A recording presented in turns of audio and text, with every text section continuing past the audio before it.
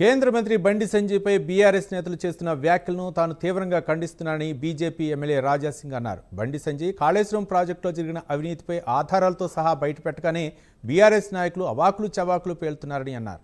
BRS Kaleshwaram ప్రాజెక్టును ATM లాగా వాడుకున్నది వాస్తవం కాదా అని రాజాసింగ్ ప్రశ్నించారు. కాళేశ్వరం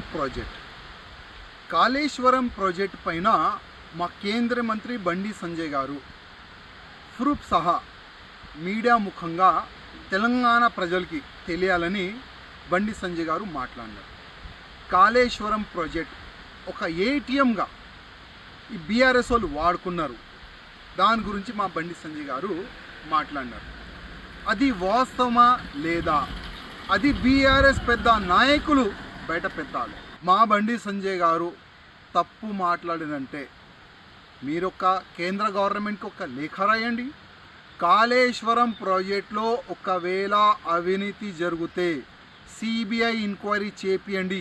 మీ కేసీఆర్ గారు అంత అమాయకుడా సుద్దబూసా? మీ కేసీఆర్ గారు కాళేశ్వరం కాకుండా తెలంగాణలో ప్రతి ఒక్క ప్రాజెక్టులో మీ ఎంత మీరు వాటా తిన్నారు అది తెలంగాణ ప్రజల ముందు మా బండి సంజయ్ గారు అదేవిధంగా మా కేంద్ర మంత్రులు గారు కూడా చెప్తారు. ఈ కాళేశ్వరం ప్రాజెక్ట్ పైన తప్పుగా మాట్లాడుతున్నారు. ఆ కాళేశ్వరం ప్రాజెక్ట్ పైన ఒక సిబిఐ ఎంక్వైరీ చేపియండి అని ఒక లేఖ రాయండి. మీలో దమ్ముంటే బీఆర్ఎస్ నాయకులకి చెప్తున్నా, మా కేంద్ర మంత్రి బండి సంజయ్ గారు మాట్లాడిన ప్రతి ఒక్క మాట నిజం. అది తప్పు ఉంటే మీరు ప్రూవ్ చేయండి.